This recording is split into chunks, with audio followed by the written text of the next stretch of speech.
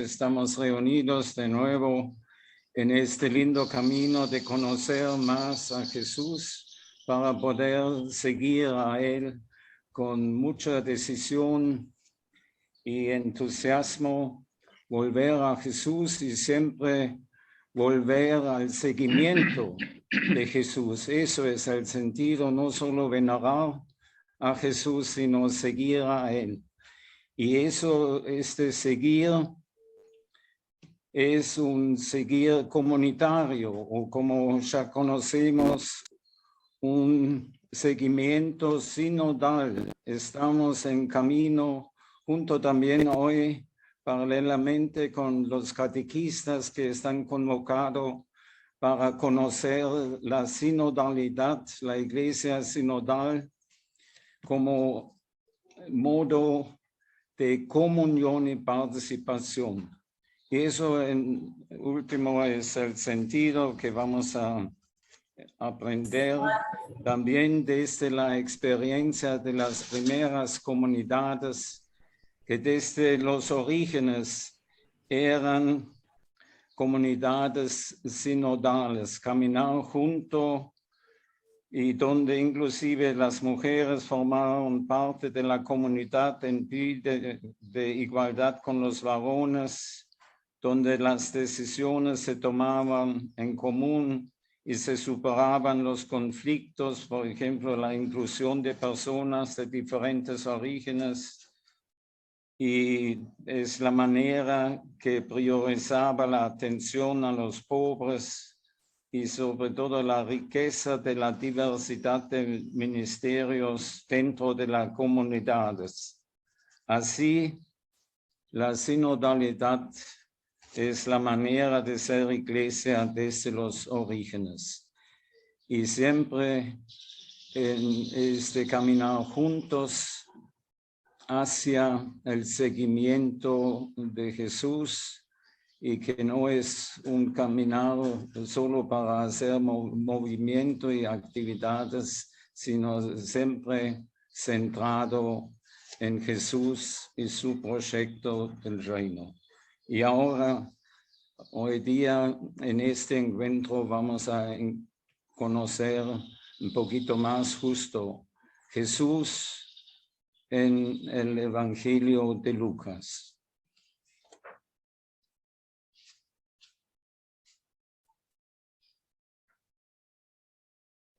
Los invito a que hagamos juntos esta oración. Es una poesía de don Pedro Casaldáliga, obispo ya fallecido, ¿no?, del Brasil.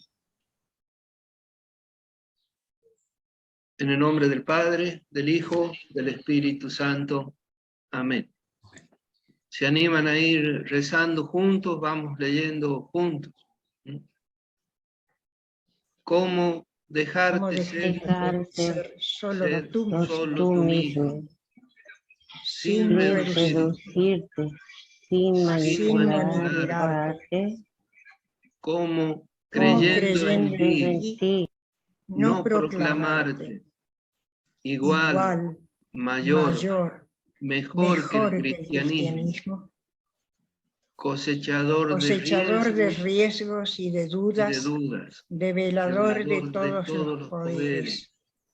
Tu carne y tu verdad en cruz, desnudas, contradicción y paz, eres quien eres.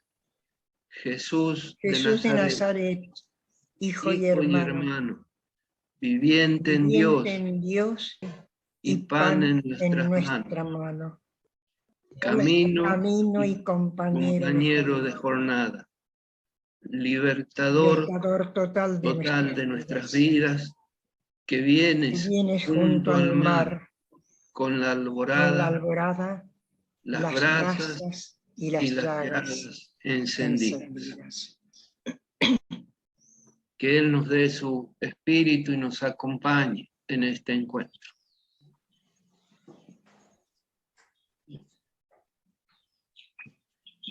Comenzamos, Marta, entonces el segundo encuentro, ¿no?, sobre el Evangelio de Lucas. Hola. Hola. Sí, Nelly. En la pantalla sale como que hay un aviso ahí. Apretá entendido, es porque están grabando. ¿Mm? Si a alguien le salió, apriételo entendido. ¿Mm? Bien.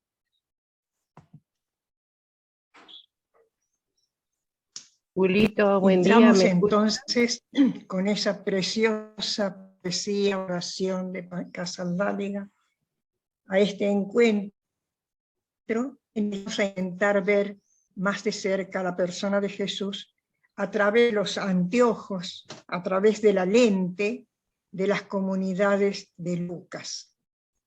Recordemos que nosotros no tenemos acceso directo a Jesús, sino que nuestro encuentro con Él, nuestro conocimiento de Él, se va a dar siempre a través de una comunidad. Sea Marcos, la de Lucas, las de Mateo, Juan, las de Pablo, pero siempre a través de otras comunidades. Esta historia de la entrada de Jesús, del Jesús histórico, del Jesús que entra en la historia humana, tenemos que situarla hacia el año 8 antes del año 1, cuando nos cuenta Lucas en la Anunciación que Dios, en la persona del ángel Gabriel, le dice: el Espíritu Santo va sobre ti, el poder del Altísimo te cubrirá con su sombra. Por eso el que ha de nacer de ti será santo y será llamado Hijo de Dios. Estamos en los umbrales del Nuevo Testamento, donde se pisan los pies el Antiguo y el Nuevo Testamento. Lucas nos invita a abrirnos al misterio de un Dios hecho hombre. Solo vamos a tengamos la certeza que con Jesús de Nazaret llega a su plenitud la cercanía de Dios a los seres humanos. No van a estar nunca más cerca que en Jesús se hecho y accesible a la gente, a los seres humanos. Esa plenitud es una plenitud dinámica, no es estática, se está realizando. Y este dinamismo no concluirá hasta que Dios sea todo en todos, como dice San Pablo. La salvación que nos trae Jesús de Nazaret no acontece solamente por la fuerza de los hombres, ni tampoco por el poder de Dios. Es una acción conjunta en la que Dios ha querido incluir a sus hijos y a sus hijas. Y en su encarnación no solo asume la humanidad, los seres humanos, a nosotros, a nosotras, sino también la materialidad del mundo. Aparece desde ya una nueva visión de Dios, no como el extraño, el lejano, sino como pura relación de reciprocidad. El concilio dice: el Hijo de Dios con su encarnación se ha unido en cierto modo a todo hombre con todo el universo en gestación. Quisiera decirles algo que nos ayude a abrirnos a este misterio. La encarnación como misterio envolvente está todavía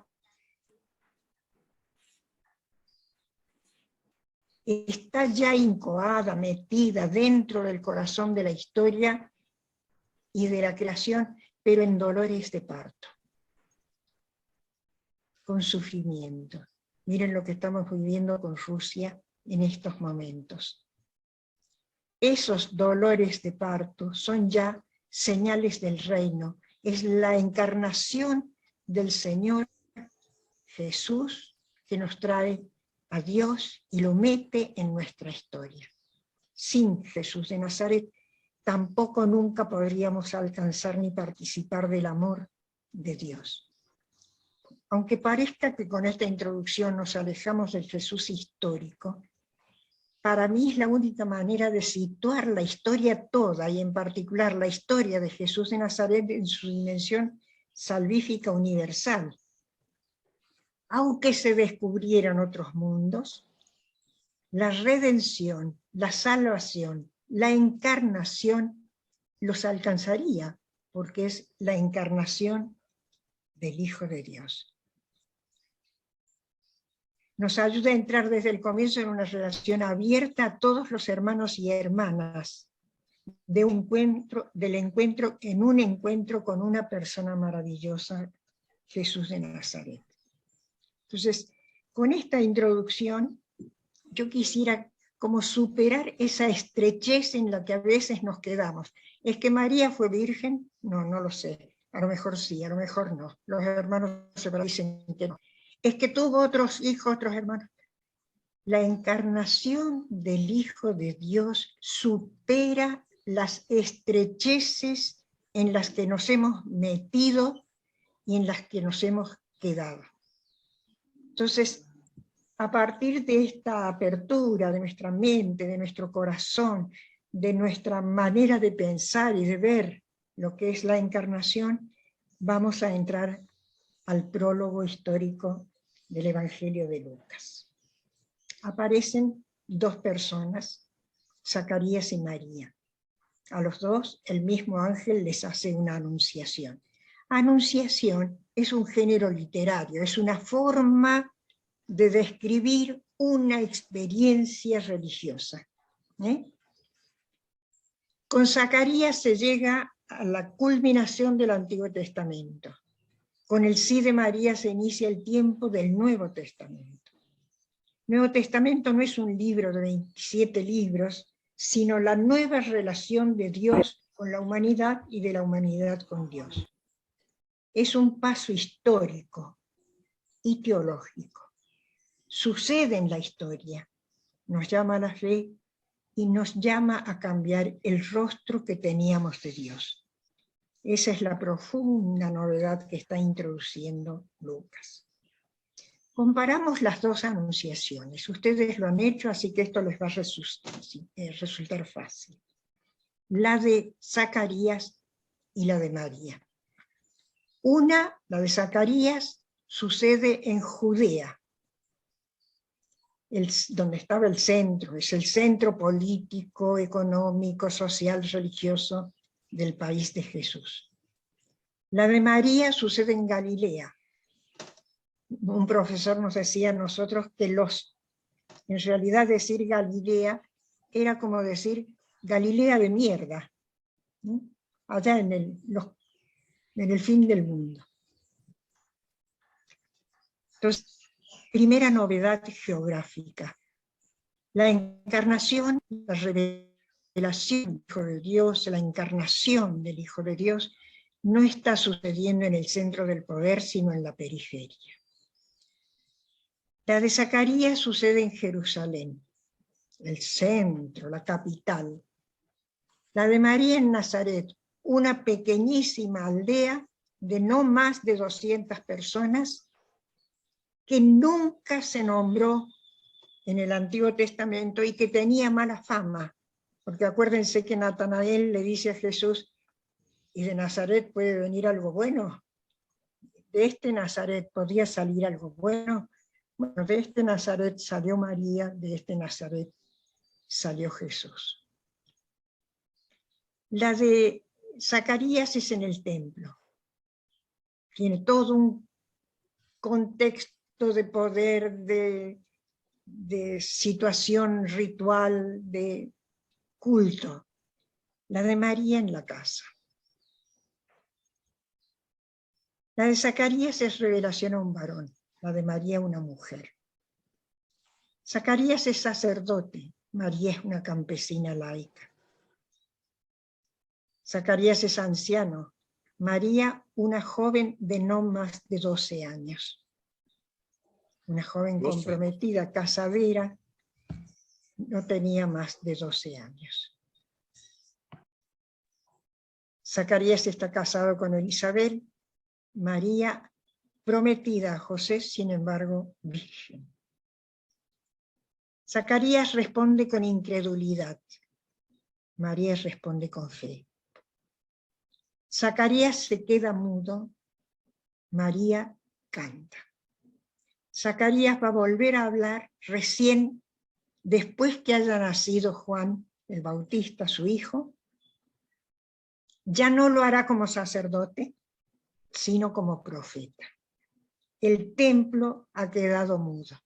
Estamos viendo cómo pasa la novedad del Nuevo Testamento a través de María, a través de Galilea, en la casa de la mujer, una campesina laica, una chiquilla. Cómo el templo ha quedado mudo, incrédulo, no fue capaz de recibir la fe. Por eso decimos que el Mesías Jesús de Nazaret entra en nuestra historia en continuidad con el Antiguo Testamento, pero también en ruptura. Lo que Lucas quiere mostrar en Jesús es que hay un solo proceso histórico universal desde la creación del mundo. Y ahora lo que nos está indicando es que Dios actúa no desde el poder, sino desde abajo, desde la pequeñez, desde lo mínimo. Pensemos en nuestras pequeñas comunidades de gente pobre, de gente sencilla. Allí está aconteciendo una novedad eclesiológica única en la historia de la Iglesia. El Espíritu Santo inaugura en el mundo la posibilidad de abrirnos totalmente a Dios. Dos mujeres embarazadas, María e Isabel. Esto lo vamos a ver mucho más profundamente en el próximo encuentro, donde veamos a las dos mujeres, a María y a Isabel. Isabel cierra el Antiguo Testamento. María abre el Nuevo Testamento, pero vuelvo a repetir, no como libro, por favor, sáquense eso de la cabeza, sino como novedad histórica que está inaugurando Dios. Una novedad absoluta que nos va a relatar el mismo Lucas cuando nos presente a Jesús como profeta en Nazaret. Dos cánticos. La buena noticia llegó no como recompensa por el cumplimiento de la ley, sino como expresión de la fidelidad de Dios. No llegó por el cumplimiento de la ley, no llegó el Evangelio porque la gente era buena y cumplía la ley, cumplía los mandamientos, nada de eso. La novedad nos llega por pura bondad y misericordia de Dios. El cántico de María anuncia la proximidad de Dios a los pobres, denuncia la situación que están viviendo y además canta la esperanza del cambio que el reino, cuando se inaugure, va a provocar en la sociedad. El cántico de Zacarías no está dedicado a Juan, sino a proclamar el carácter mesiánico de Jesús. Ya lo dije, recobra la voz, pero no habla como sacerdote, sino ya como profeta. Dos nacimientos, Juan Bautista y Jesús. Fíjense el paralelo que está haciendo permanentemente Lucas para que podamos nosotros y nosotras descubrir la novedad que está sucediendo con Jesús de Nazaret. Recuerden que no se trata de historia propiamente dicho, sino de narración teológica, narración evangélica, narración profética. Juan va a ser el último profeta del Antiguo Testamento, el último. Anuncia el nacimiento de la era mesiánica. Jesús es el Mesías prometido, Hijo de Dios, que inaugura el tiempo del reino. Lucas va a querer hacer ver siempre la importancia, la superioridad de Jesús. Nacimiento de Juan Bautista. Se cumple en el nacimiento de Juan Bautista las palabras del ángel. La estéril da a luz un hijo. Se llamará Juan y muchos se alegrarán con su nacimiento. Otra vez otra comparación. Juan estará lleno del Espíritu Santo desde antes de nacer. Es lo propio de la vocación profética, lo mismo de Jeremías. El Hijo de María, Jesús, nacerá engendrado por el Espíritu Santo. Juan está lleno del Espíritu Santo, Jesús es engendrado por el Espíritu Santo. Entramos al nacimiento de Jesús. Si leemos el Evangelio de Juan o el Evangelio de Mateo, que son los dos evangelistas que nos cuentan el nacimiento de Jesús, aunque con dos teologías diferentes, vamos a ver que está narrado de manera simbólica y teológica. No son iguales. No sé por qué se me pasa. A ver si lo puedo volver. Así. Lucas afirma que Jesús nació en Belén, pero fuera de la ciudad, pues no quisieron recibirlo. ¿Qué está haciendo Lucas? Está adelantando en la historia de Jesús, ya en el nacimiento, el rechazo que después Jesús va a sufrir por parte del templo, por parte de las autoridades de Jerusalén. Ya desde el nacimiento, Lucas nos muestra que la ciudad, Jerusalén, la ciudad religiosa por excelencia, no fue capaz de Jesús. Nace en el campo, prácticamente a cielo abierto, bajo las estrellas, como descendiente de un David pastor, de un rey pastor. Así lo vamos a encontrar también en los evangelios. ¿Jesús es rey? Sí, Señor, es rey. ¿Qué clase de rey? El rey servidor, el rey pastor. María da a luz a su hijo, dice Juan, y lo envuelve en pañales y lo acuesta en un pesebre. ¿Por qué Lucas se toma la molestia de hablarnos de los pañales que había preparado la Virgen? Porque quiere señalar la plena humanidad de Jesús.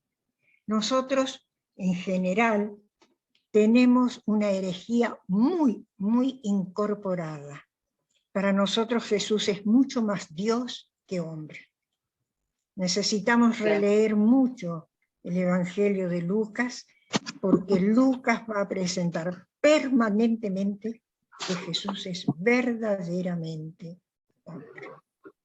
Vos dices que entre que veamos ya, pero, como que se... Ya vamos, para mí que es el teléfono, que lo apague. No sé si me están hablando a mí. La aplicación, que dar la cámara. No, ya lo... Además, Jesús nace en una experiencia de pobreza extrema. Más tarde, él mismo dirá, los zorros tienen madrigueras, pero el Hijo del Hombre, él no tiene dónde reclinar la cabeza, no tiene dónde caerse muerto, decimos nosotros. Y acá un dato que se los doy, no es que esté probado esto, pero es una reflexión actualmente muy, muy común. Probablemente Jesús nació en Nazaret. Siempre se lo conoció como el Nazareno, siempre. Como el hijo de José, el Nazareno, tenía otras hermanas y hermanos nazarenos. Nunca se lo conoció como el betlemita, nunca. Incluso en el Evangelio de Juan dudan de que sea el Mesías precisamente porque es de Nazaret. Y dicen, ¿acaso el Mesías no tendría que haber nacido en Belén? Quiere decir que no sabían que había nacido en Belén. Es muy probable que haya nacido en Nazaret. Entonces, ¿por qué esto del nacimiento en Belén? Porque el Mesías tenía que ser descendiente de David. Y había una profecía de Miqueas: tú, Belén, no eres la más pequeña de las aldeas de Israel, porque de ti saldrá un rey pastor. Entonces, Belén es dato teológico, Nazaret sería el dato más histórico. Hay un error en la fecha. Yo esto ya se los he dicho, pero me parecía que hablando de esto tenía que volver a decirlo. Un monje de comienzos del siglo VI después de Cristo calculó que Jesús había nacido el año 753 de la fundación de Roma.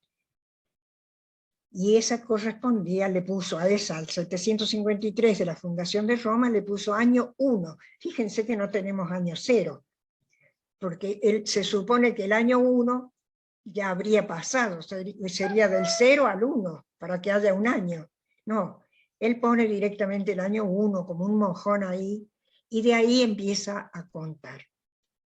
Pero los cálculos históricos actuales, con muchos más elementos, con mucha más tecnología, indican que se equivocó y que Jesús habría nacido unos 6 años antes. Entonces tenemos que situar el nacimiento de Jesús alrededor del año 6 o 7 antes del año 1. Si Jesús muere el año 30, y ya al año 1 ya tenía unos 6 o 7 años, Jesús muere cuando tenía unos 36, 37 años. Esto no nos toca la fe, lo importante es que nació el año de la venida. Y la fecha del 25 de diciembre también es una convención, es simbólica, porque ese día se celebraba el día del sol invicto, el sol triunfante, dedicado al emperador. Entonces la Iglesia coloca esta fecha porque el sol triunfante no es el emperador, es Jesús. Pero es una convención. Lo importante es que lo celebremos, y lo celebremos con Jesús y no con el Papá Noel. Eso es lo más importante que tenemos que recordar de todo esto. Yo hago artesanías. Estaba haciendo, como artesanías, estaba haciendo unas tarjetas navideñas donde se mueven las imágenes o las cositas que lleva la tarjeta. No pude encontrar verdaderamente modelos de tarjetas navideñas cristianas. O el arbolito de Navidad, o el Papá Noel, o el reno del Papá Noel, ni siquiera la vaca y el burro, nada. Realmente una Navidad desvirtuada, una Navidad sin Jesús, sin sentido también. Vamos a continuar con la presentación en el templo. Jesús fue circuncidado a los 8 días. Lucas no nos dice dónde. Podía ser circuncidado en la casa, podía circuncidarlo el propio papá, podía circuncidarlo el jefe de la sinagoga. Eso lo determinaban en cada familia. A los 8 días lo circuncidan. Allí recibe el nombre que lo identifica como miembro de su fe, de su familia y de su pueblo. Nos dice Pagola que Yeshua, Jesús, es la forma abreviada de Yehoshua y quiere decir Yahvé salva. Realmente es el Salvador. Según la ley de Moisés, después del nacimiento de un niño, una mujer era considerada impura durante 40 días por la sangre. Si nacía una niña, era considerada impura 80 días, porque las niñas teníamos más impureza, provocábamos más impureza. Como nació un niño, María tiene que ir a purificarse al templo a los 40 días. Y llevan lo que manda la ley, la ofrenda de los pobres. Jesús nace entre los pobres. Su familia es una familia que lleva una ofrenda de 2 pichones, la ofrenda de los pobres. Allí aparece un hombre, Simeón, al que Dios le había prometido que no iba a morir sin ver al Salvador. ¿Qué vio Simeón? Vio un niño pobre, de poco más de un mes, y lo mismo que los pastores, reconoce en ese niño el cumplimiento de la promesa de salvación, de liberación. Toma a Jesús en sus brazos, anuncia que será signo de contradicción, lo fue toda la vida. Lucas nos va a mostrar cómo Jesús fue signo de contradicción desde el comienzo hasta el final, y que a María Sigan con las una espada imágenes. le atravesará el corazón. Junto al profeta Simeón, Lucas presenta a la profetisa Ana. Esto es muy propio de Lucas. Siempre Lucas va a Marta, presentar Las junto a un imágenes. varón, Marta, una mujer. Marta quedó en presentación en el templo. ¿Qué pasó? ¿Qué pasó? Estamos, no sé, ya ves Avanzado. algo. Hasta ahí quedó. Sí, y después, No vemos más. ¿y esto no se ve? Ya ves Alba, hasta ahí vemos. ¿Y por qué? Ah, dice, su función de compartir pastores está en pausa. ¿Qué hago? Reanudar.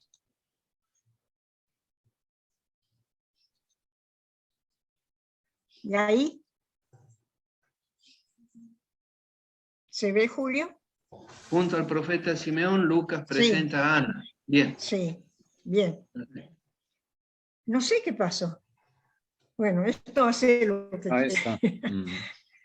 Les estaba diciendo que siempre Lucas va a presentar junto a un varón a una mujer. Siempre. Siempre van a ser parejas.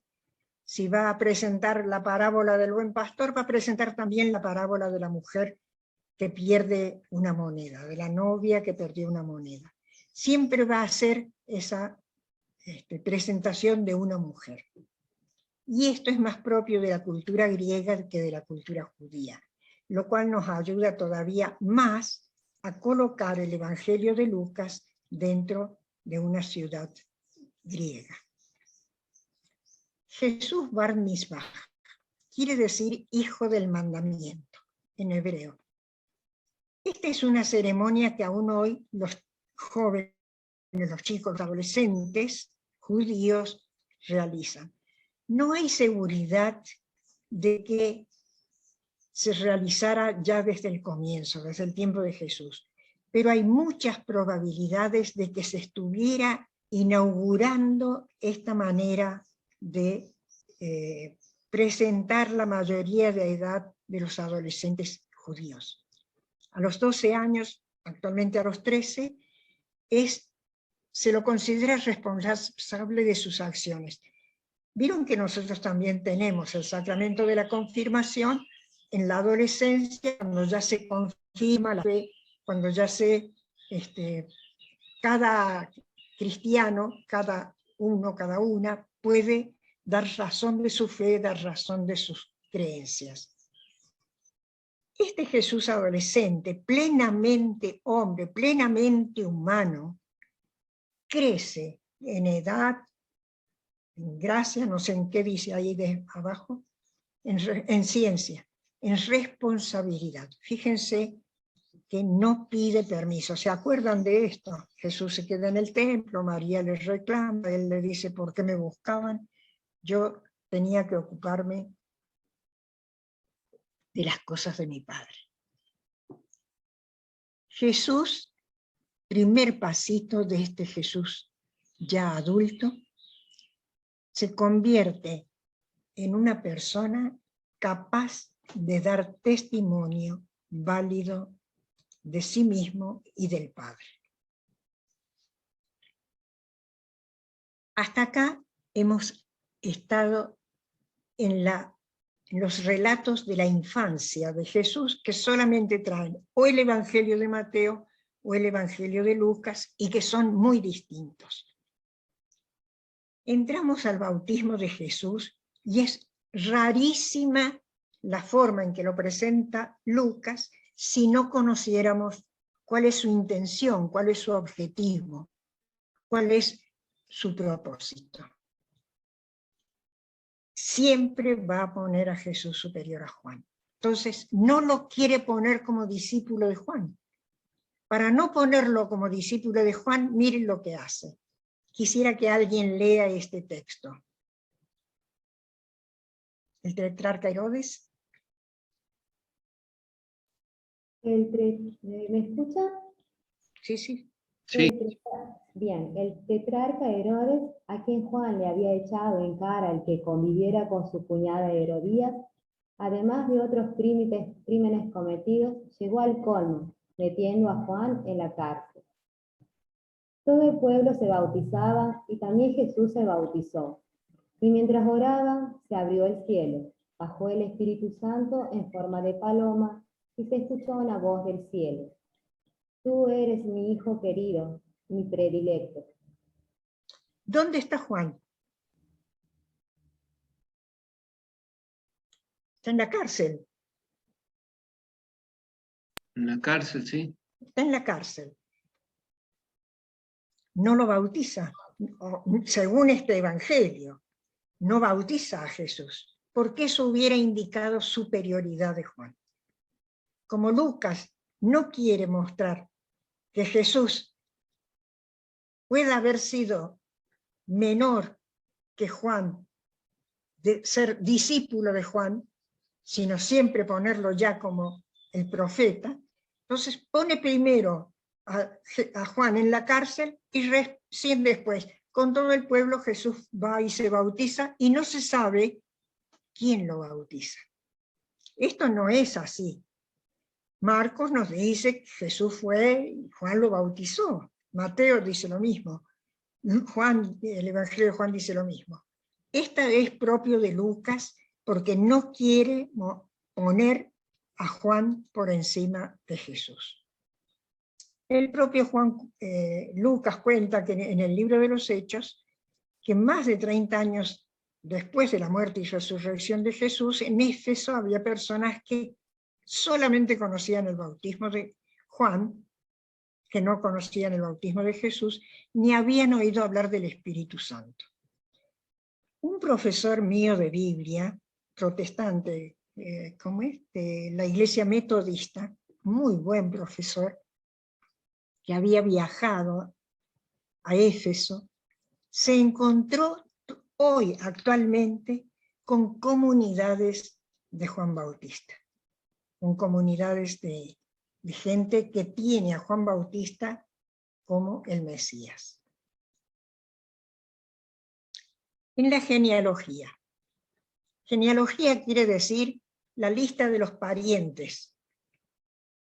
En la lista de los parientes de Jesús, ¿qué hace Lucas? Empieza por José y no termina en Abraham como Mateo. Fíjense si alguna vez pueden comparar, comparen las dos genealogías, las dos parentelas. Nada que ver una con la otra, nada que ver. Lucas empieza en José y termina en Adán y dice Hijo de Dios. ¿Quién era Adán? El primer hombre. Está ya en plena teología de un Jesús que ha venido no para el pueblo judío, como Mateo, que está escribiendo para una comunidad de judíos cristianos, y termina su genealogía en Abraham, sino para la humanidad entera. Por eso esta genealogía va a terminar en Adán. No cita mujeres, es una lista de varones, sin diferencia. Es fea esta genealogía, es una genealogía de unos nombres rarísimos que ni siquiera los encontramos. Hay un rechazo del mesianismo político de Jesús, por eso no nombra a Salomón ni a los reyes de Judá, como si no fueran parientes de Jesús, antecedentes de Jesús. El proyecto que Dios está revelando en Jesús se abre a toda la humanidad. Esa es la teología profunda de Lucas. En el apunte van a tener van a leerlo cuando se van a dar cuenta, hay muchísimos datos más sobre la genealogía. Las tentaciones. en Lucas son muy especiales. Jesús vivió su vida y realizó su ministerio como un hombre, totalmente hombre, humano, movido por el Espíritu Santo. Pero esta asistencia del Espíritu de Dios no lo liberó de su responsabilidad histórica. Tuvo que madurar su vocación como cualquier hijo del vecino, tuvo que madurar sus opciones, sintió el llamado profético, pero ¿cómo lo va a realizar? ¿Cómo va a mostrarle a la gente que la imagen de Dios que está dando el templo no es la verdadera imagen de Dios? ¿Cómo nos va a hacer entender a nosotros y nosotras hoy que Dios ama a todo el mundo, pero más a los pobres? Jesús se lo tiene que plantear, porque si aún hoy, a mí, cantidad de veces me han discutido en los cursos por qué la opción preferencial por los pobres. Y tengo que contestar como les contestó Jesús en el Evangelio de Lucas, porque así le dio la gana. Felizmente no tiene explicación. Sí, lo explicamos, no es porque los pobres sean buenos, sino porque están en la injusticia, Dios quiere ponerlos en la justicia, etc. Pero en el fondo, ¿por qué Dios ama más a los pobres que a los ricos? Es lo que dice el mismo Jesús, porque así le dio la gana. Padre, porque así te pareció bien, punto, listo. Y esto que tampoco nos entra, yo ya se los he dicho, pero ojalá nos entrara, un Dios que jamás castiga. Cuando a veces sucede un accidente, ¿cuántas veces escuchamos decir castigo de Dios? ¿Cuántas veces escuchamos? ¿Cuántas veces lo decimos? ¿Cuántas veces lo sentimos? ¿Cuántas veces nosotros mismos, cuando hemos sufrido algo, pensamos, ¿qué habré hecho mal que Dios me castiga así?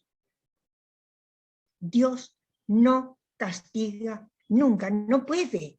Dios es amor, perdona siempre. ¿Cómo hacerle entender al pueblo que la injusticia, la discriminación, la marginación que sostiene y predica el templo no es lo que Dios quiere?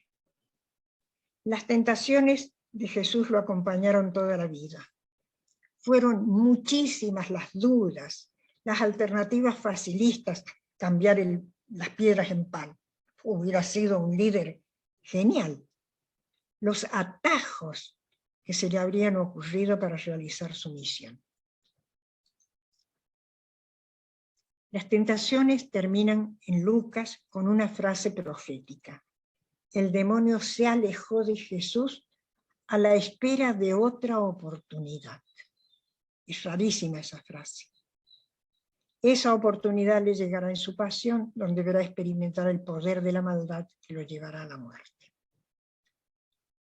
Acá terminamos con todo el prólogo histórico de Lucas. Es riquísimo, estos textos son riquísimos. Y ahora sí nos hace entrar en el ministerio profético de Jesús. Estamos acostumbrados a ver que el comienzo de la vida pública fue con el bautismo. Sin embargo, en Lucas, Jesús comienza en la sinagoga de Nazaret con este texto que les pido que lean.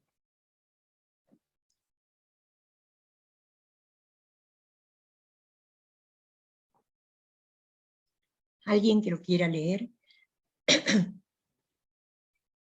¿Se escucha? Sí, por favor. El Espíritu del Señor está sobre mí, porque Él me ha Anterior, ¿podés ungido. empezar al comienzo? Fue a Sí, Nazaret. disculpe. Fue a Nazaret donde se había criado, y según su costumbre entró un sábado en la sinagoga y se puso en pie para hacer la lectura. Le entregaron el libro del profeta Isaías. Lo abrió y encontró el texto que dice: el Espíritu del Señor está sobre mí, porque Él me ha ungido para que dé la buena noticia a los pobres. Me ha enviado a anunciar la libertad a los cautivos y la vista a los ciegos, para poner en libertad a los oprimidos, para proclamar el año de gracia del Señor. Lo cerró, se lo entregó al ayudante y se sentó. Toda la sinagoga que tenía los ojos fijos en él empezó a decirles: hoy, en presencia de ustedes, se ha cumplido este pasaje de la... Hermana, ahí no tengo más lectura. Ajá. Este texto es un texto del tercer Isaías. Ustedes saben que dentro del libro del profeta Isaías hay tres profetas, tres grandes profetas. Uno del año 700, otro del año 500 y el tercero del año 360, más o menos. Este es del tercer Isaías. Está anunciando cómo va a ser la reconstrucción de... Ay, un pajarito se mató contra el vidrio de mi ventana. Perdón. Bien, bien. Está anunciando cómo va a ser la reconstrucción a partir del Mesías. ¿Qué va a hacer el Mesías? Va a traer una buena noticia a los pobres, a anunciar la libertad a los cautivos, la vista a los ciegos, libertad a los oprimidos y proclamar el año de la gracia del Señor. Esto causó revuelo en la sinagoga de Nazaret, porque el texto de Isaías dice: a proclamar el día de la venganza de nuestro Dios. Y Jesús cambia ese texto, suprime lo de la venganza y dice: a proclamar el año de la gracia del Señor. El año de la gracia era el perdón gratuito, el perdón ofrecido a manos llenas por Dios. Y la frase despedir libres a los oprimidos no está tampoco en este texto, sino que Lucas la toma del texto de otro texto del mismo Isaías, porque para él liberación o Jesús liberador es una de las características de Jesús. Este cambio entre la venganza y el año de gracia hace que Nazaret, recuerden esto, que era una aldea sumamente nacionalista, se pongan de pie los de la sinagoga, lo llevan a Jesús hasta el barranco y lo quieren matar. Ha empezado a cumplirse lo que profetizó Simeón. Va a ser un signo de contradicción. Y Lucas deja así inaugurado el ministerio público de Jesús. Acá, Julio, hacemos un alto. Bien. Vamos a parar 1 o 2 minutitos, conversamos con los que tenemos a la par, si no estamos solos, y vemos qué nos pareció, qué nos llamó más la atención, si tenemos alguna duda, para poder hacer una pregunta o algún comentario cortito, ¿no?, a lo que vamos compartiendo. La parroquia de Frías iba a hacer la oración y la animación, pero no me pude comunicar a tiempo y están en el en casa. Yo voy a poner una canción, 1 minuto, ¿no? Y en ese tiempo entonces conversamos y vemos qué nos llamó más la atención, qué duda tenemos, qué quisiéramos preguntar a Marta, siempre con prudencia, ¿no? Que sea algo corto en este tiempo.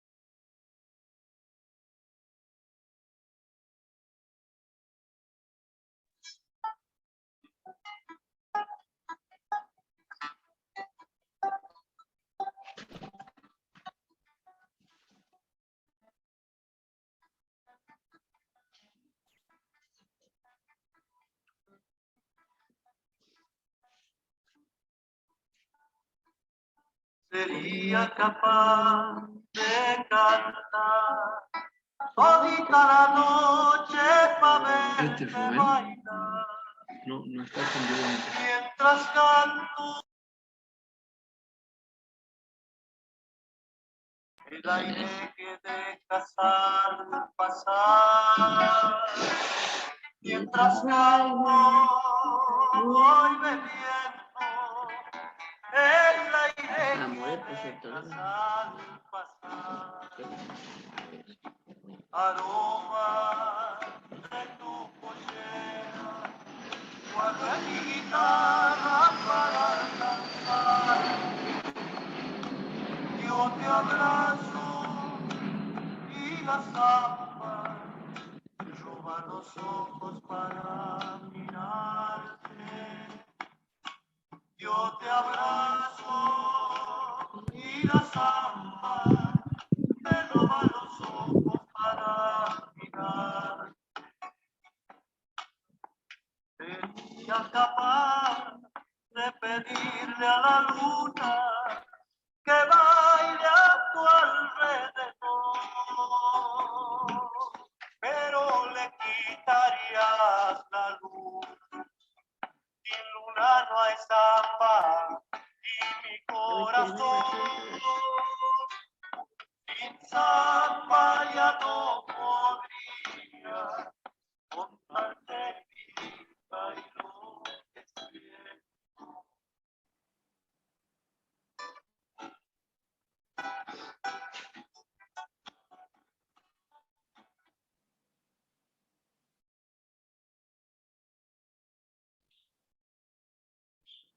Bien. ¿Hay alguna donde dice Compu Advances que es Sumampa Frías? ¿Puede ser? Eso. Yo estoy acá Preparen también. una canción. Muy bien, Miriam. Bien. Preparen una canción para la próxima, el próximo corte. Corazón, Bien, ¿alguien quiere hacer estamos alguna ahí, pregunta? Yo quiero dar un comentario, ¿Cómo? Julito. Venga, para acá, para hacer. Bien, Miriam. ¿Puedo? Una pregunta, Julito. Frías quiere preguntar. Bueno, vamos por parte. Primero Miriam, luego Frías. Ujú. Y bueno, Miriam también es de Frías. Sí. Bien. Quería comentarle a la hermana y a los hermanos que la verdad me emociona la apertura y la valentía que tiene Lucas de animarse a plantear las cosas en forma diferente. Cómo nos entrega ese Señor totalmente humano. Cuando dice que a los 13 años empezó su ministerio y que a los 13 años empezó a predicar porque ya se lo consideraba adulto, nosotros me parece que no tendríamos que decir un Dios humanado, sino un ser humano que se llamaba Jesús. Precioso. Me tiene atrapada. No más estoy que Juan. escuchando, Julio. ¿Escuchaste, hermanita? No está escuchando. No está escuchando. ¿Se lo puedo volver a repetir? A ver. ¿No escuchas Pantalla nada, de Marta? Marta. Hola. Hola. No. Pantalla, dice. A ver. No, sí está, pero debe haber bajado el volumen. Ya la llamo yo. Frías. Y luego le pasamos la pregunta. Gracias, Miriam. Muy valioso. No sé si hubo preguntas, Julio, yo no escuché nada, ¿eh? Acá de Frías le preguntamos, señora. Hermana, perdón. Espera un ratito.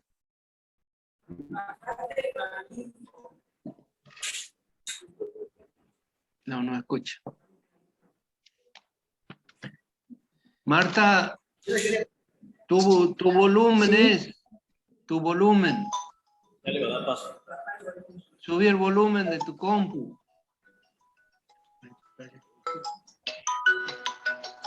Ay, Hola. sí, hola. Ahí te Hola, escuchamos. Julio. No, no, perdón.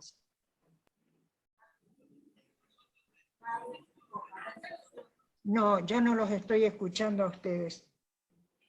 Pero, ¿por qué si de pronto se... No sé por qué de pronto entonces dejo yo de escucharlos a ustedes.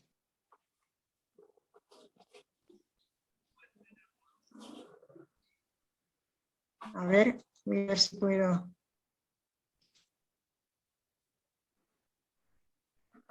Si puedo mirar. No, es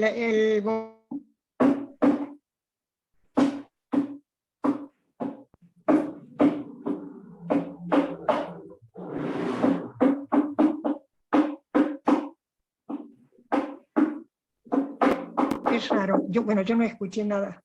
No los escucho ahora. Pero el volumen de mi computadora está igual que hace un rato. ¿Qué pasó?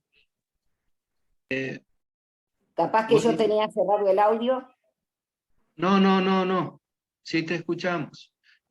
Vamos a hacer la pregunta, el aporte de Frías, pero como Marta no nos está escuchando, se lo dejamos planteado para que nos conteste luego. Ahora te escucho, Julio, en la computadora. Ahora escucho. Ah, bien, perfecto. Seguimos entonces.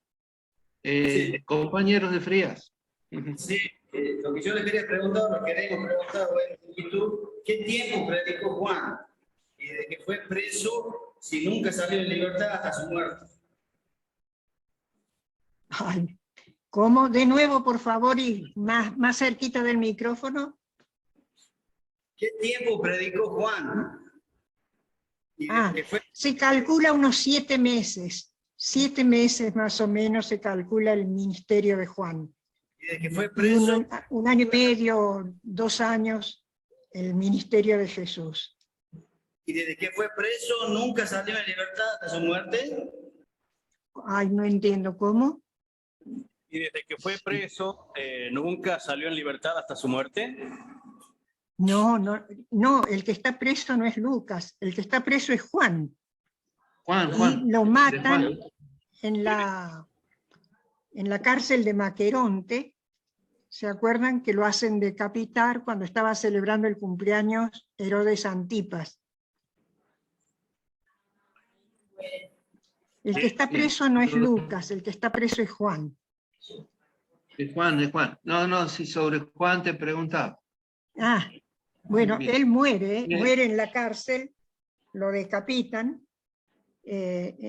a pedido de Herodías, cuando estaban celebrando el cumpleaños de Herodes Antipas. Marta, acabas de decir que el ministerio de Jesús es un año y medio. Más o menos, sí. No son 3 años. Sí, no llegan a los 3 años, son 3 años, pero 3 años no completos. Serían el 28, el 29 y el 30, pero muere el 7 de abril del año 30. Bien. Se cuentan los 3 años en ese sentido.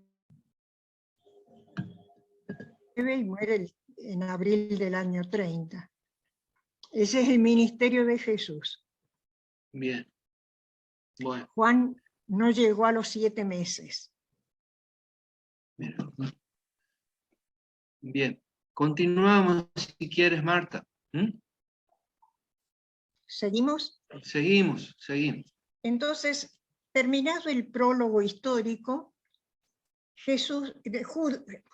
Lucas nos hace entrar en la primera etapa del ministerio de Jesús en Galilea. En esto, Lucas sigue al Evangelio de Marcos. Va a seguir al Evangelio de Marcos, aunque siempre con su propia teología y agregándole cosas propias de él. Jesús realiza sanaciones, exorcismos, predica la buena noticia, se manifiesta en sus obras y palabras. De los 18 milagros que cuenta el Evangelio de Lucas, encontramos 14 en esta sección del ministerio de Galilea. ¿Qué imagen de Jesús nos está dando Lucas? Un Jesús compasivo, profundamente comprometido con el dolor del pueblo y profundamente liberador. Conoce nuestra preocupación de sinodalidad y llama a los pescadores de Galilea. No llama a cuatro, como Marcos o Mateo, sino solamente 3, y no me pregunten por qué, porque he buscado y realmente nadie sabe por qué Lucas lo suprimió a Andrés. Llama a Pedro, Santiago y Juan. Estos 3 se corresponden con las 3 mujeres que aparecen en el capítulo 8. María Magdalena, Juana, la mujer de Cusa, y Susana. ¿Ven lo que hace Lucas? Siempre va a poner a los varones y a las mujeres, siempre en paralelo, siempre en la misma balanza. Van a ir varones y van a ir mujeres. En el otro plato van a estar las mujeres.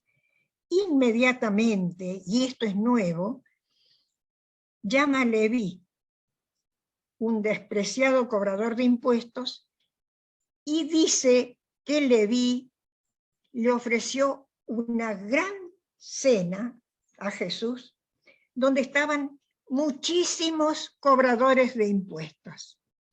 Imagínense los políticos nuestros, parecidos a estos cobradores de impuestos, a estos publicanos. Si uno invitara a toda esa manga de vividores que tenemos, bueno, eso es lo que está viviendo Jesús. Ahí en medio de toda esa caterva está Jesús comiendo. Hay un biblista que va a decir que a Jesús lo mataron por las mesas que compartió.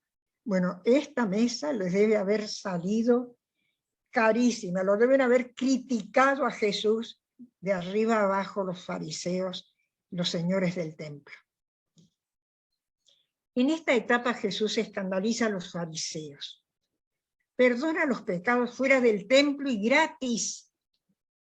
¿Ustedes se imaginan eso? Fuera del templo y gratis.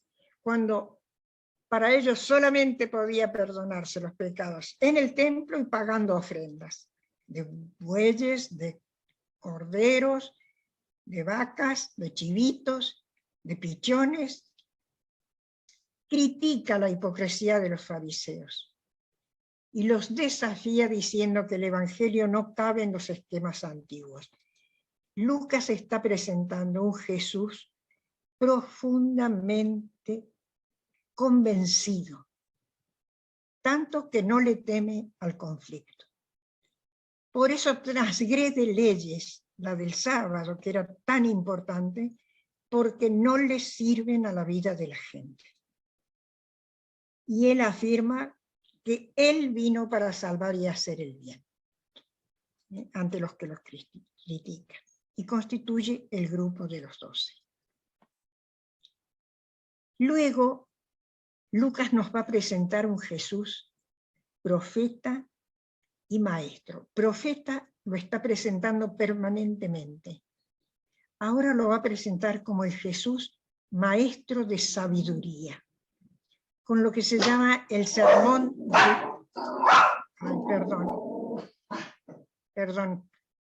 con lo que se llama el sermón del llano. En Mateo era el sermón del monte, porque para los judíos el monte es el lugar donde habita Dios. En cambio, para Lucas lo va a presentar en el sermón del llano, que es el lugar de la humanidad, porque él está abriendo el evangelio a toda la humanidad. ¿Quién quiere leer esta primera parte de las bienaventuranzas en el evangelio de Lucas?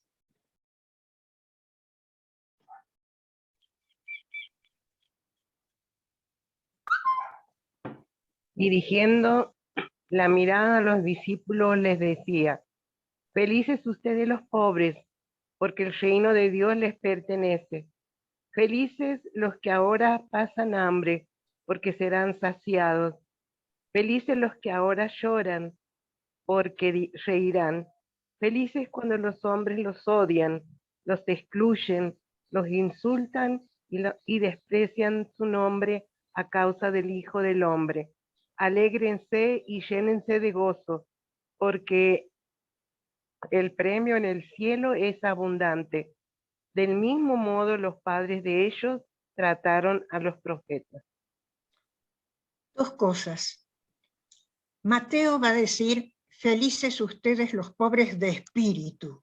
No dice ustedes, perdón, rectifico. Mateo va a decir, felices los pobres de espíritu. Lucas es mucho más radicalizado en la opción por los pobres. Presenta a un Jesús que ha hecho una opción clarísima por los pobres. Miren, dirigiendo la mirada a los discípulos, a ellos, a los que tiene ahí alrededor de él, les dice, felices ustedes los pobres. Los tiene ahí, al frente de él, y son pobres, y tienen hambre, y están llorando. A ellos les dirige directamente, a los pobres, las bienaventuranzas. Van a ser felices, o sean desde ya felices, porque Dios los ha elegido. Y como decíamos antes, ¿por qué Dios los ha elegido? Porque le dio la gana. Las bienaventuranzas en Mateo terminan ahí. En Lucas siguen los ayes. A 4 bienaventuranzas corresponden 4 ayes. Vamos a leerlo.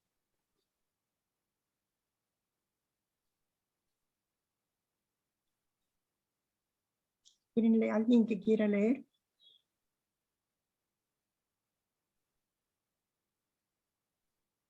¿Nadie se anima? Hola, ¿puedo leerlo? Sí, por favor. Pero hay de ustedes, los ricos, porque ya tienen su consuelo. Hay de ustedes, los que ahora están saciados, porque pasarán hambre. Hay de los que ahora ríen, porque llorarán y harán duelo.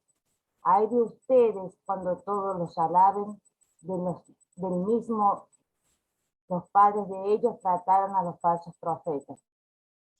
Fíjense la gran diferencia con Mateo. Mateo suprime los ayes. Estos textos están tomados de ese documento que se llama la fuente Q, que yo les hablaba, es una de las fuentes de Lucas. Pero Lucas conserva el material más original. Los ayes no son una condenación para los ricos, sino que son una advertencia. No es condenación, es advertencia. Ay de ustedes los ricos. Lucas está presentando un Jesús totalmente convencido de que Dios ha optado por los pobres y les advierte a los ricos que no están en el reino de Dios. No hablan de la conversión del rico, tampoco afirman que los pobres sean mejores, solo prometen un cambio. No son una malicia. El reino significa una nueva sociedad. Dios bendice a los pobres, pero no la pobreza. Miren esta frase del Papa Francisco. Pobres los que están satisfechos, que ya no pueden, están tan satisfechos que ya no pueden desear a Dios. Siguiendo esta presentación de Jesús como el gran liberador, el Jesús que rompe cadenas, Jesús sana al amigo del centurión, y para mostrar al Jesús compasivo que sufre con los que sufren, nos cuenta 2 actividades de Jesús con mujeres que están sufriendo. Una es la viuda de Naín, a la que le resucita el hijo. Fíjense, una mujer viuda con un único hijo varón queda absolutamente en la indigencia con la muerte de este hijo. Las viudas eran el símbolo en Israel de la mayor pobreza, y si no tenían un hijo varón, el mayor desamparo.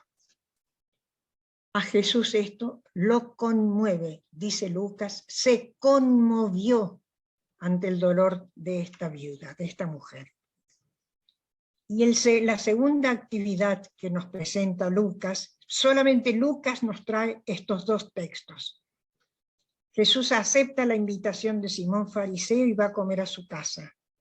Se deja lavar los pies por una mujer prostituta y allí nos enseña la parábola de la misericordia. Son 8 las parábolas de las misericordias, una la de los 2 deudores. Entonces le dice a Simón, ¿ves esta mujer?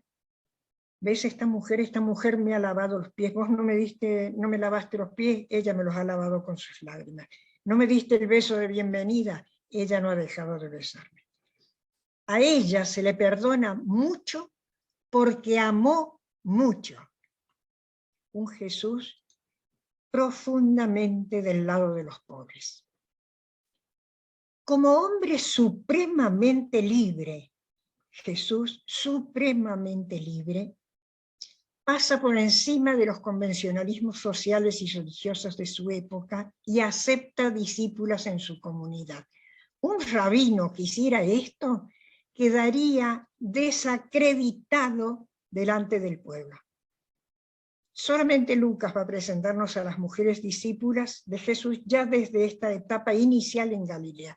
Imagínense, yo quisiera que cayéramos en la cuenta de lo que esto significa. Jesús andando por los caminos de Galilea con mujeres.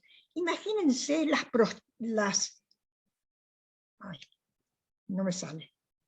las reglas. Cuando la mujer tiene las reglas, ¿cómo se dice? Que eso los dejaba impuros a todas. El periodo. Imagínense ese grupo de mujeres caminando con ellos. Todos impuros, impurísimos. Jesús acepta caminar a contrapelos realmente de la época. De María Magdalena, que está en este grupo, con Juana y Susana, dice que fue sanada de 7 demonios. Y de aquí salió su mala fama de prostituta y penitente. Eso no está en el Evangelio. No está. Sigue presuntando a Jesús de Nazaret, ese hombre extraordinario que está caminando los caminos de Galilea. Maestro incansable, enseña en parábolas. Hombre del reino, se desliga de su familia biológica. Después le va a pedir lo mismo a sus discípulos. Acuérdense que más adelante a uno que lo quiere seguir le dice, déjame que me vaya a despedir de mi familia. Nada, Jesús no lo acepta. Déjame que me vaya a enterrar a mi padre, que los muertos entierren a los muertos. Lo que él ha hecho, lo que nos va a pedir, lo que les va a pedir a sus discípulos es muy exigente y sin embargo, él lo ha vivido primero.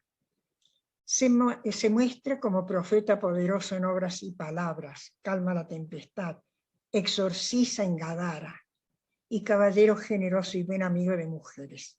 Sana a la mujer enferma de flujo de sangre, la hemorroísa, y resucita a la hija de Jairo. Todo lo humano, miren, todo lo humano le interesa. Realiza una intensa actividad liberadora. Sabe del trabajo en el equipo y convoca a los 12. Y poco a poco, a través de muchas acciones y palabras, el Evangelio se va abriendo camino en medio del pueblo. La gente lo sigue y lo escucha fascinada, pero los dirigentes lo critican, no es para menos, no es para menos. Está haciendo todo lo posible para que lo critiquen y comienza a perseguirlo. Jesús no se siente seguro en Galilea y se aleja hacia las fronteras cercano de Cesarea de Filipos. Marcos nos va a decir que en este momento lo meten preso a Juan. Lucas no lo puede meter preso ahora porque ya lo metió preso antes para no decir que había bautizado a Jesús. Entonces, omite eso.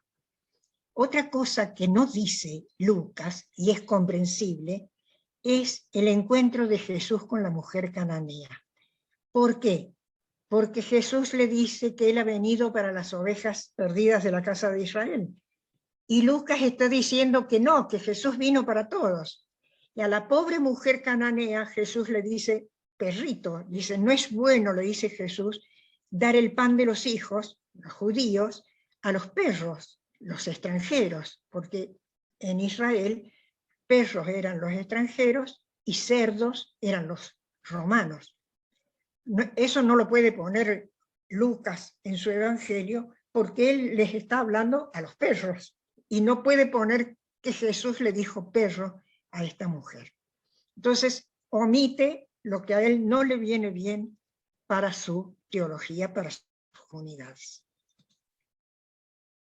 Allí en la frontera evalúa con sus discípulos qué idea tiene la gente del Mesías. ¿Quién dicen ustedes que soy yo? El resultado de la evaluación fue decepcionante. Los discípulos lo declaran Mesías, pero ¿qué clase de Mesías? Glorioso, nacionalista, guerrillero. Y los demás, el pueblo, no lo entiende. Entonces Jesús se da cuenta de que esta crisis va a terminar mal. Esta crisis no va a terminar bien para él, ni para los discípulos. Los dos, tanto Jesús como los discípulos, entran en crisis. ¿Ustedes alguna vez han sentido crisis? ¿Crisis de que lo que están haciendo vale la pena? Yo lo he sentido varias veces. Más que nunca en Haití, donde todo era impotencia. Todo era impotencia. Esa crisis te hace pensar, pero ¿qué estoy haciendo? Pero no es mejor cerrar el boliche y a otra cosa mariposa. Y entonces en la crisis uno tiene que volver a retomar lo más profundo de sus propias convicciones. Esto hace Jesús y se va a rezar a la montaña. ¿Quién quiere leer este texto de Lucas? La transfiguración. Jesús, ¿me escuchan? Sí. Hola. Sí, te escuchamos. Sí, gracias, sí, te escuchamos. La transfiguración. Jesús en crisis va a rezar a la montaña. 8 días después de estos discursos, toma a Pedro, Juan y Santiago y subió a una montaña a orar. Mientras oraba, su rostro cambió de aspecto y su ropa resplandecía de blancura. Está narrado de otra manera, es distinto a Marcos. Está tomado de Marcos este texto, pero lo narra de otra manera. Mateo, fíjense, Lucas une el cambio corporal de Jesús a la oración, porque lo va a presentar en todo su evangelio como el hombre de la más profunda oración. El centro unificador de la persona de Jesús es en la oración cuando él se encuentra con el Padre. Así lo presenta Lucas. Mateo y Marcos dicen 6 días después de esto, Jesús se transfigura. 6 representa el tiempo histórico de Jesús. Colocan la transfiguración como un anticipo de la resurrección, una muestra de la resurrección. Lucas no. Fíjense que nos dice que 8 días después. 8 días después es el tiempo definitivo. En Lucas la transfiguración no es un anticipo de la gloria, sino la presentación de Jesús resucitado. Teóricamente también es muy diferente este mensaje en los dos. Para Marcos es la confirmación que le hace el Padre Dios de que todo lo que había hecho estaba bien. Para Lucas no. Miren lo que hace Lucas. El Jesús de Lucas recibe de Moisés, que fue el que condujo el éxodo de la salida de Egipto, y de Elías, que no murió, sino que fue arrebatado al cielo, son Moisés y Elías los que le...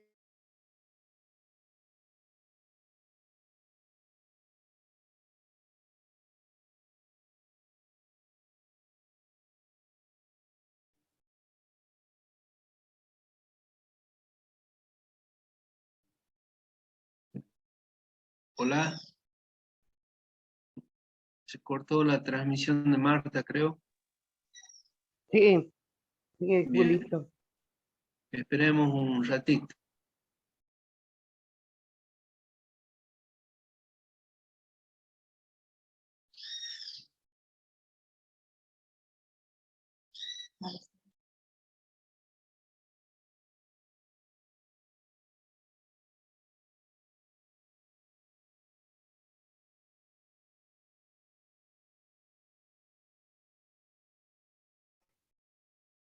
Vamos a descansar unos minutitos. Les volvemos a avisar cuando esté, llamamos. De vuelta, si hay algo que quieran compartir, preguntar. Es casi todo el Evangelio que estamos recorriendo y sin duda es abundante, es mucho, ¿no? Pero lo que más nos suene, lo que más tenga que ver con nuestras comunidades, si podemos compartir. Yo voy a llamar a Marta ahora para ver qué pasó.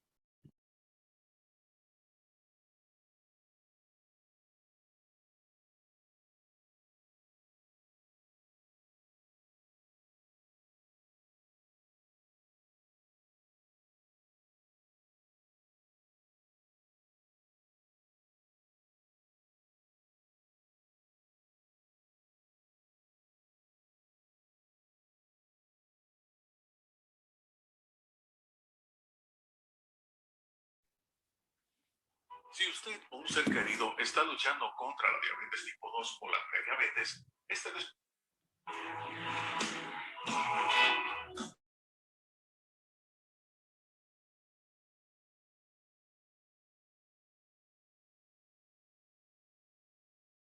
Que nos sane.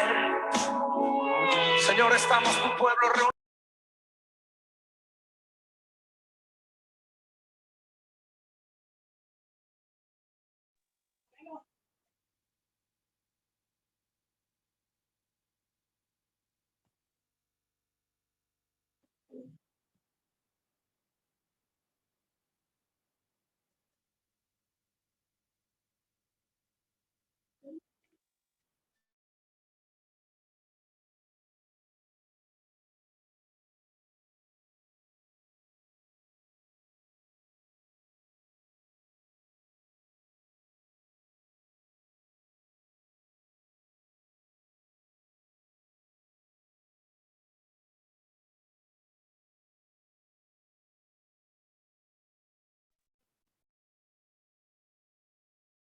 Padre Alvin, no me puedo comunicar con Marta. No sé si quieres que hagamos algún trabajo en grupo.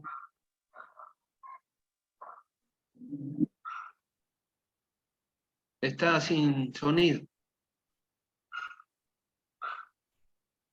No te escuchamos, Alvin, está sin...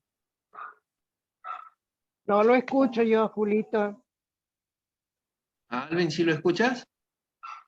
No. Ahora Sí, sí. No, aquí tampoco. estoy. Ujú. Ah, ahí es. Ahí, Bien. padre. Julio, vos tienes las consignas que estamos trabajando, todo lo que hasta ahora hemos aprendido, escuchado. Los puedo buscar, no los tengo a mano. Están en el apunte 2, después del capítulo 5. Es prácticamente el término de hoy.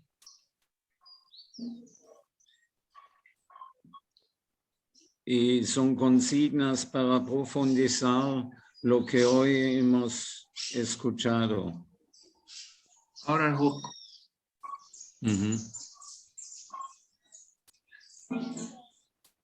¿Se podría hacer algo, padre? Porque ya, digamos que quedan unos 20 minutos nada más. Sí, sí, sí. Por eso podemos ver estas consignas para profundizar, sea ya en casa, en la comunidad. Eso es lo que hemos aprendido hoy. Y después también tenemos que pensar, porque eso es solo la primera parte de Jesús en el Evangelio de Lucas. Podemos hacer la segunda parte, que es ya como crece el conflicto cuando Jesús se acerca y entra en Jerusalén, crece el conflicto con los fariseos y con los jefes del templo y de la religión, y termina en toda su pasión, su crucifixión y después la resurrección, y cómo han entendido y celebrado las primeras comunidades a Jesús resucitado. Eso puede ser el cuarto encuentro preparándonos ya para la Semana Santa y Pascua, y seguimos el tercer encuentro profundizando en un gran paréntesis el tema que está previsto, la mujer. Como ya han escuchado, Lucas da una importancia usable dentro de la iglesia. Al contrario, en la iglesia necesitamos recuperar el lugar de mujer que es tan olvidado y marginado en la iglesia institución, porque eso conviene a hacer el próximo encuentro, tercer encuentro, la mujer en el Evangelio de Lucas. Y eso también coincidiría con el Día de la Mujer, el Día Mundial, el 8 en esta semana siguiente, y así tendríamos sintonía con este despertar mundialmente del rol de la importancia de valorización, y no solo al mismo nivel, sino también que sean mucho más decisiva y protagonista en este mundo que en total, y en esta iglesia que está todavía bastante machista. Bueno, eso sería la perspectiva, y no sé si así están de acuerdo, les parece bien. Y ahora veo, tenemos las consignas.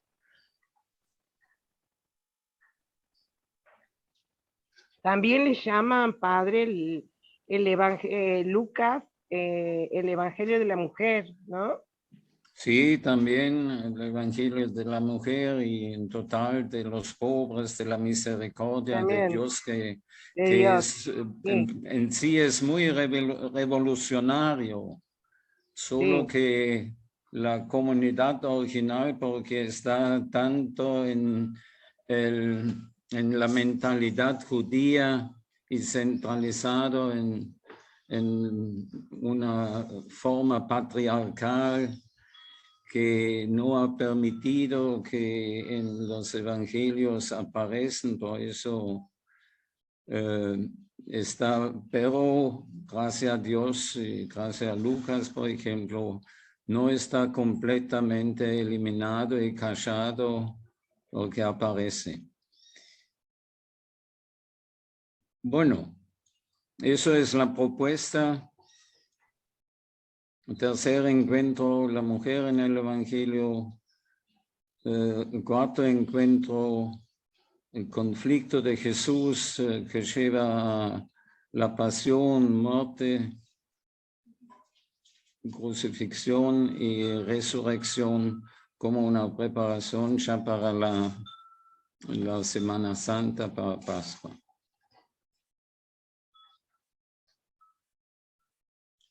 Y por supuesto el quinto encuentro presencial, donde recogemos todo lo que hemos aprendido y pensamos qué impulsos da eso para renovar nuestra práctica y que sea siempre una práctica participativa, comunitaria, sinodal, liberadora en nuestra comunidad y parroquia, inclusive diócesis. Sería el 5º encuentro presencial el 26 de marzo en la parroquia de Buen Pastor. Ahí tenemos que irnos organizando para participar, para poder llegar y reencontrarnos esta vez. Sí. Pensar ese momento tan importante para nuestra iglesia. Bien. Una pregunta, ¿a dónde queda esa parroquia del Buen Pastor? ¿Dónde es? En la ciudad capital, atrás del barrio Palomar, el Palomar y el barrio Belgrano. Ah, Una cuadra, sí. 2 cuadras del atrás del IPBU, por ahí. Sí, ¿es la parroquia que tiene forma de triángulo? ¿Esa? Esa Sí. es. Ah, Esa. bien, muchísimas Exacto, gracias. sí. Esa la ubico. Gracias. Bueno. Bien.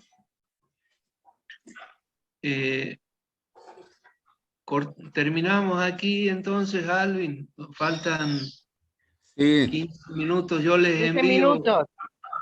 Les envío este apunte. Tengamos en cuenta que al finalizar Sí. están estas consignas que podemos ir trabajando. Después del capítulo 5 están estas consignas y la segunda parte de este apunto 2, entonces va a ser la parte que tratamos en el 4º encuentro. Bien. Y Hasta en el aquí. momento serían estas consignas para trabajar en comunidad y parroquia. Bien. Están en la página 15 entonces de este apunte que les voy a hacer llegar ahora a través del WhatsApp. Si alguien no ha recibido todavía, por favor, ponga su número de teléfono ahora en el chat. El primer apunte, ¿no? Si no recibió... Julito, ¿me puedes mandar Julito? Porque yo no he traído nada para acá y quiero Bien. hacerlo ahora en mi momentito libre. Mándamelo si puedes. ¿Mecha? Ajá. Sí, sí, a todos voy a mandar por el grupo Volver a Dale. Jesús. Dale. Bien. Y Bien. Yo me retiro, padre. Podemos concluir con esta oración de Jesús del inicio, porque yo, no sé, creo para varios, estaba tapado por este aviso que se va a grabar. Y leemos y si puedes mandarnos también la copia. Y ahora recemos de nuevo.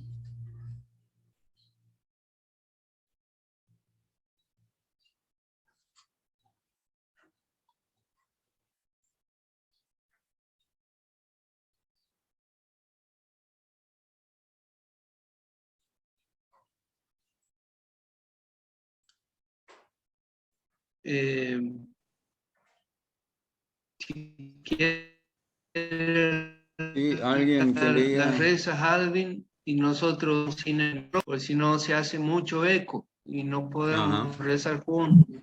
¿Ah? ¿No puedes leer? Nosotros te seguimos sin el micrófono.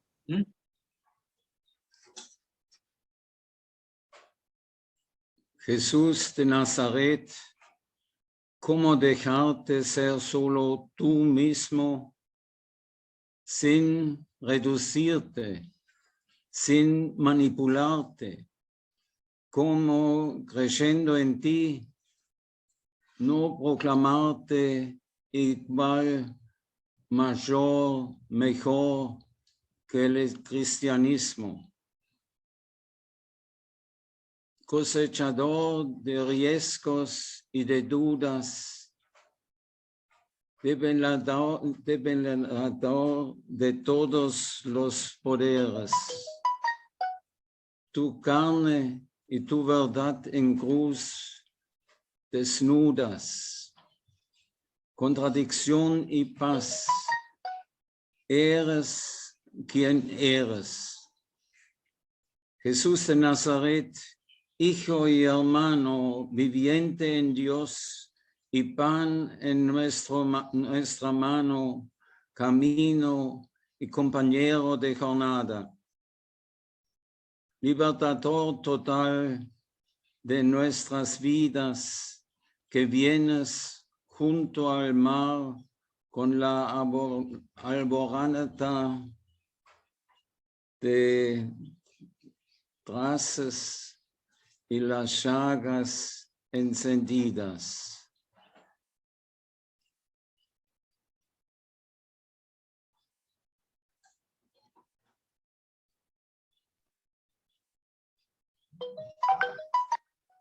Muy bien. Bueno, nos encontramos entonces el próximo sábado. Vamos a trabajar la mujer en el Evangelio de Lucas y va a ser una jornada de reflexión, de compartir sobre el rol de la mujer, no solo en el tiempo de Jesús, sino ahora en nuestra iglesia, en nuestra sociedad. Les compartimos ahora estos apuntes. Recuerden, trabajamos con las consignas que están al final del capítulo 5.